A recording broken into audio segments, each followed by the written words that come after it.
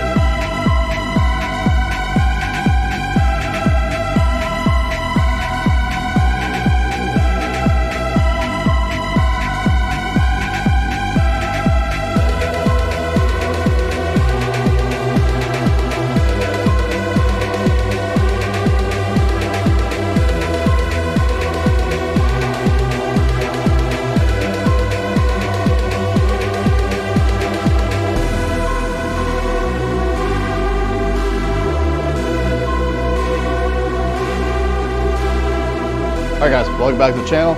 It is day one of week 2 of the off season. So we'll update basically after the meet. You know, obviously things didn't go as well, but regardless, I was planning on taking a whole week off. My body was feeling very beat up. I was feeling very run down, just pretty much the whole like second half of prep. And yeah, I needed a little break. Took a whole week off, which is basically the first time I've done that since, I don't know, maybe like the last like 8 years or something like that. I don't remember the last time I've taken a whole week off. I don't think I've taken more than a week off of training in basically my whole life since I've been lifting. So definitely needed it. Rolling into this off season, I have 8 weeks basically to play around with, and even still with that week off, I felt like I needed a little bit of a break from going hard on the power lifts. So I'm doing what is a pivot block. So basically I got this idea from working with Mike DeShear. I watched his Emerging Strategies course, which if you guys are interested in programming, I would highly recommend checking it out. But basically doing a pivot block, which involves kind of getting away from normal powerlifting training and doing a little bit lighter loads. It's kind of a little bit of an active deload in a sense, just trying to set myself up for, you know, healthier joints, reset my tolerance for powerlifting training. So, and just so I can like adapt to the training again. Yeah, so with that, we're not doing deadlifts for last week and this week. We'll get back into full powerlifting training next week. But this week, so we're just doing clean pulls instead, to kind of simulate a, you know, hip hinging movement. And I don't know, I kind of want to get back to moving fast and trying to be like athletic. I feel like I've just been like bound up and just haven't been able to move very well. So I'm hoping kind of throwing in these clean pulls. Obviously my form is terrible because I don't do Olympic lifting, but just trying to be a little bit more explosive with it. And also I've been noticing my last few like deadlift preps, my hips have just been like getting significantly higher, and my lower back has just been like very locked up. And I think part of that is leading to, I think it's just been kind of like a negative feedback loop where like, because my hips are so bound up, I have to like round over my back more, and then just like my position at the start is really bad. So taking a little break from deadlifts, hopefully that kind of clears up. Been doing some like nerve gliding to hopefully help kind of loosen that up, as well as just mobility work. And also doing these clean pulls, trying to kind of force myself to get in like a more upright position, get my hips down a little bit more at the start of the pull. So then when I get back into deadlifting, my position hopefully starting is a little bit better, and then I can carry that over into heavy singles towards the end of prep. And hopefully my deadlift can get back up to those mid nines, because it's been frustrating. It just feels like squat's the only one that's been like really progressing the last few preps, and then to have it not show up on meet day, very frustrating. So getting deadlift back on track. I think also the lower starting position will help with the Cerberus bar, because it is a little bit harder off the ground. So all that, yeah, that's why we're doing the clean pulls. Going to hit some Spoto press now. I'm still keeping like the same frequency with my benching, but I'm only doing one like competition bench and squat day, and that's basically just like one decent triple and then some very easy drop down sets. That's on Saturday, so maybe I'll film that set as well for video. But yeah, so we're gonna do some Spoto press now, a little bit of some lat pull down, which doing in a style that sucks, and walking lunges, and then some single arm farmer's carries, which I'll kind of go into why I'm picking each of those movements as I do them. So we're gonna hit the Spoto press now, and you know, kind of go through the other movements.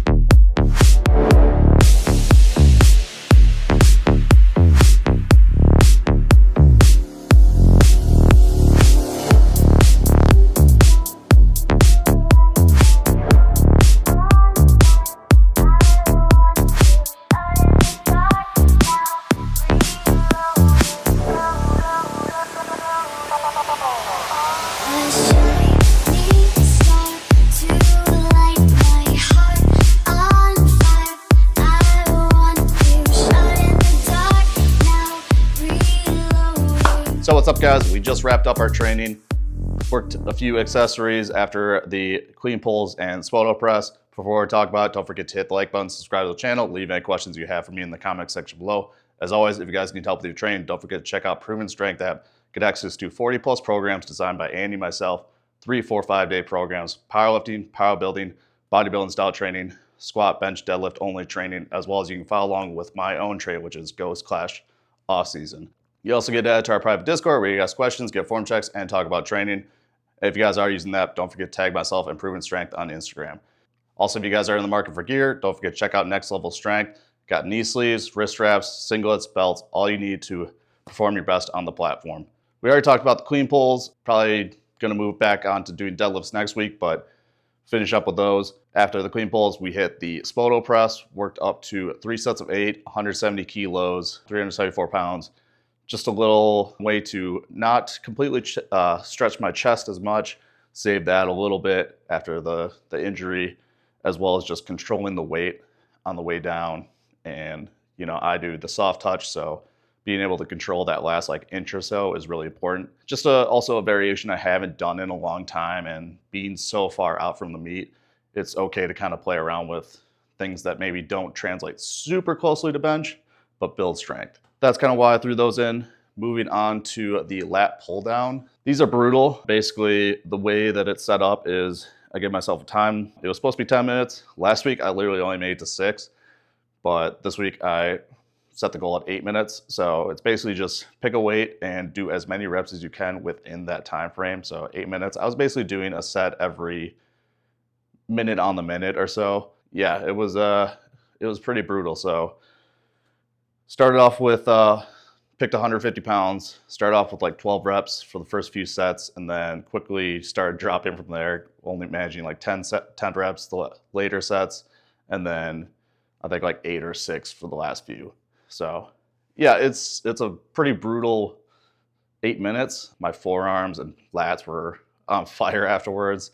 Made doing the walking lunges afterwards pretty difficult, just like holding on to the weight. So that's why I picked a lighter weight as well, just because I did not want to hold on to 100-pound dumbbells. Just a way to kind of change up how, you know, the pace of a workout. Normally powerlifters kind of half-ass their accessories and, you know, take like 5-10 minutes in between sets. So just a little like metabolic training, as well as just a fun way to like push the body in a different way. Normally we're pushing like heavy weight for like 1 or 2 reps versus trying to get as many reps in as we can within a time frame. Is just a fun exercise. It's something I got from working with Mike T.